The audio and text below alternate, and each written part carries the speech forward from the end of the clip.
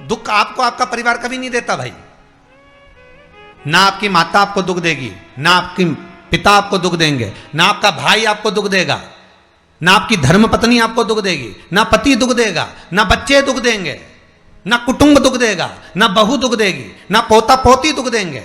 आप में से कितने लोग हैं जो टीवी पर कथा सुन रहे हैं और उनका परिवार उनको दुख दे रहा है? कितने लोग हैं ऐसे?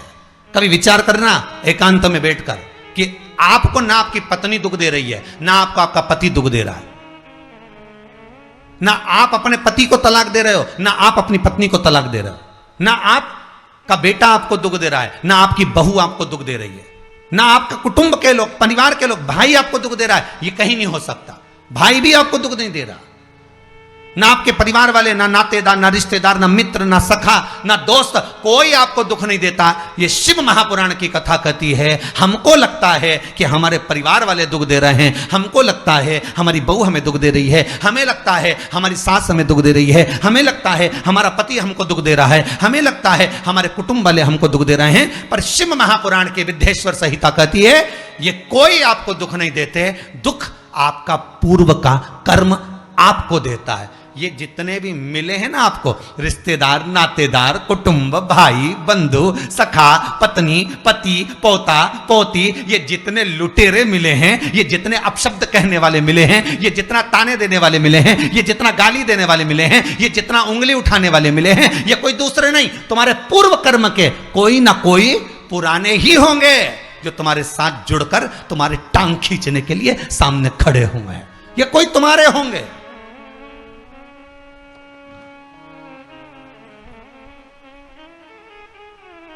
तो ये सब दिमाग से निकाल दीजिए आप, आपके ये चित्तवृत्ति बुद्धि से ये बात सब निकाल दो। जितने लोग कथा सुन रहे हैं ना, अपनी बुद्धि से निकाल देना कि मेरी बहू मुझे गाली दे रही है। हाँ, तूने किसी गाय को रोटी नहीं दी और दी भी होगी, दूसरी बार गाय आ गई होगी तो डंडा मार के भगा दिया, वही बहू आई है, वाणी के डंडे कुदा रही है।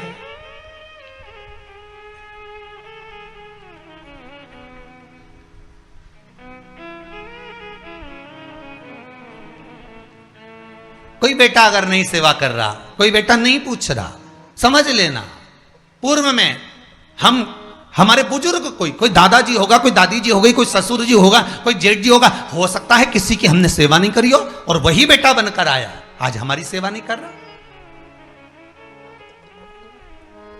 मत बुरे कर्म कर बंदे वरना पछताएगा, भगवान की आंखों से तू बच नहीं पाएगा, तू बच नहीं पाएगा।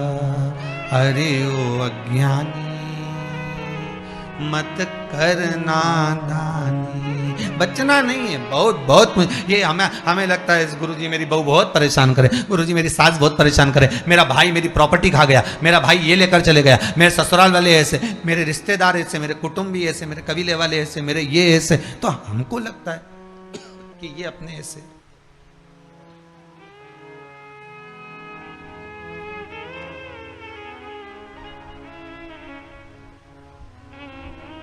हमको लग रहा है कि ये हमारे ऐसे हैं, हमारे को लूट रहे हैं, हमको ऐसा परेशान कर रहे हैं, हमको ऐसा कर रहे हैं, पर नहीं भाई। शिव महापुराण की कथा कहती है कोई हमको कष्ट नहीं देता। एक बार पहले भी कथा में कहा, आज फिर कह रहे हैं आपको महाराज, फिर कह रहे हैं, आज फिर कह रहे हैं।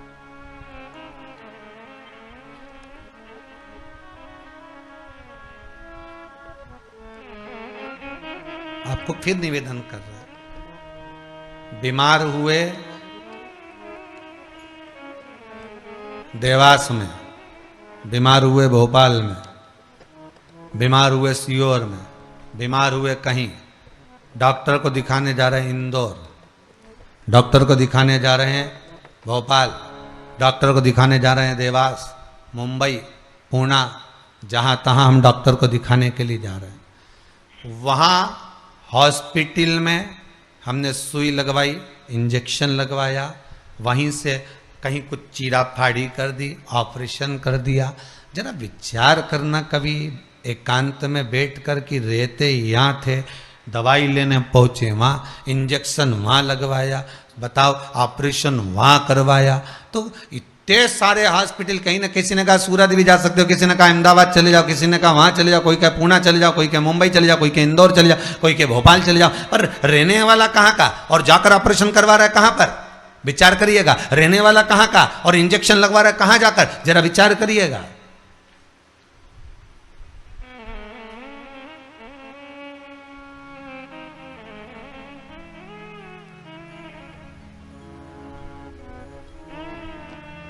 और कितने डॉक्टर, ऑपरेशन करने वाला कोई विशेष,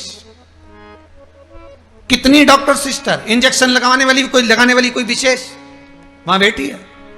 उसको तुम नहीं पहचानते, वो आपको नहीं पहचानते। अभी अभी कोरोना का टीका लगवाया होगा, वैक्सीन लगवाई होगी, इंजेक्शन लगवाया होगा, कोरोना महामारी का लगवाया सबने। अब लगवाया तो उसमें आपके मन में विचार तो आया कि ना तो हम इस सिस्टर को पहचानते, ना हम इस डॉक्टर को पहचानते, गए और सुई लगवा के आ गए। पर उसने हमको कष्ट तो दिया, भले वो थोड़ा सा चुभाया पर कष्ट तो मिला।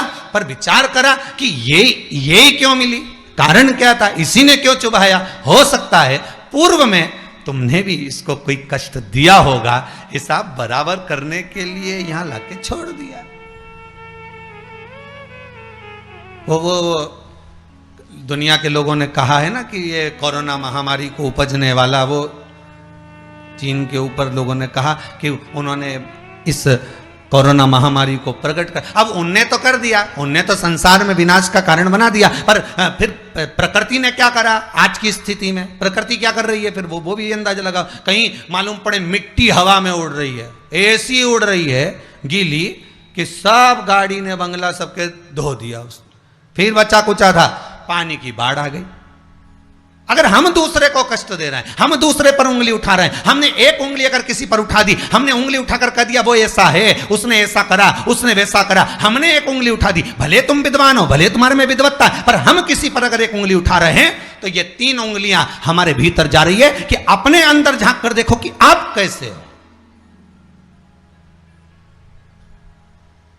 अपने भीतर झांक कर देखिए कि आप में क्या तत्वता है। जो हम दूसरे में कुछ खोट देख रहे हैं तो हम में कितना खोट भरा होगा, हम में कितना कपट भरा होगा, तभी तो सामने वाला कपटी नजर आ रहा है। जैसा चश्मा लगाओगे सामने वाला व्यक्ति वैसा ही तो दिखेगा। लाल कलर का लगाओगे तो लाल दिखेगा, काला लगाओगे तो काला दिखेगा, पीला लगाओगे तो पीला दिखेगा। नेत्रों में जो काम, अगर अहंकार है तो अहंकारी दिखेगा, लोभ है तो लोभी दिखेगा, वासनावान है तो वासनावान दिखेगा, तृष्णावान है तृष्णावान दिखेगा, चोर है चोर दिखेगा, कपटी है कपटी दिखेगा, बेईमान है बेईमान दिखेगा, अज्ञानी है अज्ञानी दिखेगा। आपकी दृष्टि जैसी होगी सामने वाली की सृष्टि वैसी ही नजर आएगी, सामने वाला व्यक्ति आपको वैसा ही दिखेगा। आपका चित्त अच्छा है, आपका मन अच्छा है, आपके दिल अच्छा है, आपके भाव अच्छे हैं, सामने वाला भी वैसा ही नजर आएगा।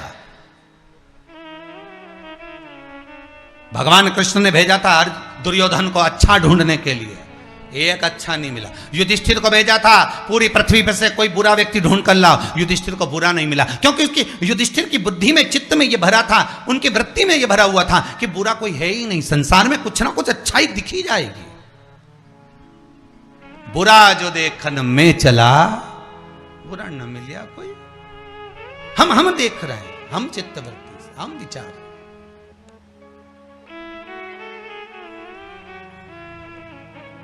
कौन ना बहू बुरी है, फिर निवेदन करूंगा, ना सास बुरी है, ना बेटा बुरा, ना बहू बुरी, ना ही ये पूरा संसार बुरा, सब अच्छे हैं। फिर बुरा क्या? अपना कर्म जो हम कर कर आए हैं उस कर्म का भोग संसार में आकर भोगना पड़ेगा। एक रोटी भी हमको खाने को मिल रही है तो हमारे पूर्व के किए हुए कर्म के अनुसार मिल रही है। दुख भी अगर हमको मिल रहा है तो हमारे पूर्व के कर्म के अनुसार मिल रहा है। सुख भी मिल रहा है तो हमारे पूर्व के कर्म के अनुसार मिल रहा है। हम जैसा कर्म करें उसके अनुसार हमें फल मिल रहा है।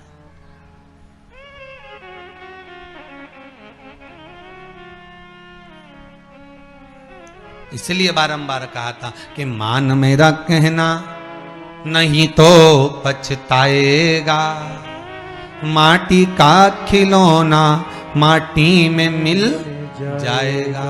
हेट बूट सूट सब यहीं रह जाएगा और माटी का खिलौना माटी में मिल जाएगा। ये हेट रह गया, ये बूट रह गया, ये सूट रह गया, सब पड़ा की पड़ा रह गया, सब धरा की धरा रह गया। इसका मूल तत्व क्या है? इसकी महत्वता क्या है?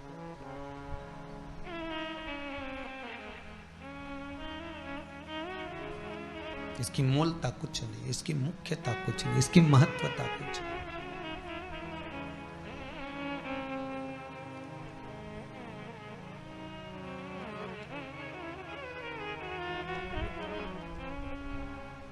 किले भोले का नाम, भगवान शिव का मंत्र, नाम स्मरण जप कीर्तन सुख दे।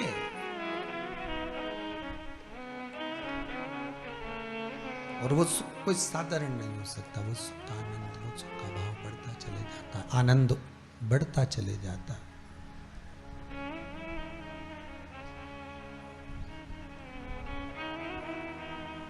ले भोले का नाम काहे यूं भटके, मिलता है आराम काहे यूं भटके। ये शिव का नाम लेकर हम जब शंकर का नाम लेकर जब अग्रण्य हो जाएं, प्रेशर खोलिए महाराज, प्रेशर खोलिए। हम शिव का नाम लेकर जब अग्रण्य बढ़े, आगे बढ़े, शंकर का नाम लेकर जब अग्रण्यता के भाव की ओर बढ़े, तो जीवन का सुख क्यों ना मिलेगा? वो जीवन का आनंद क्यों ना मिलेगा? महाराज शिव पुराण कह रहे हैं, कोई बुरा नहीं संसार में। ये जितने नाते रिश्ते कुटुंब कबीले बनते चले जाते हैं, ये हमारे कर्म के अनुसार बनते चले जाते हैं। कर्म के अनुसार, ये कोई दूसरा बनाता नहीं है। जैसा पूर्व में कर कर आए हो, वैसा आपके सामने आपका व्यवहार सामने वाले का प्राप्त होगा, वैसा व्यवहार प्राप्त होगा।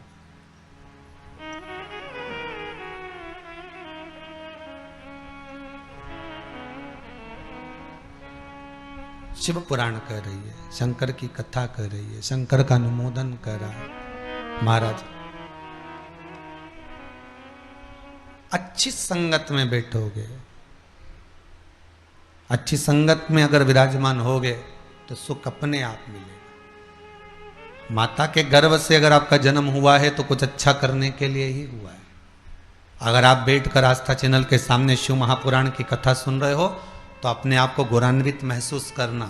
थोड़ा न थोड़ा परमात्मा की कृपा, पूर्वजों का आशीर्वाद आपको ऊपर हुआ है, इसलिए आप शंकर की कथा को सुन रहे हो, शिव का भजन कर रहे हो। श्रावण के महीने में आज शिवरात्रि के दिन शंकर का अनुमोदन कर रहे हो।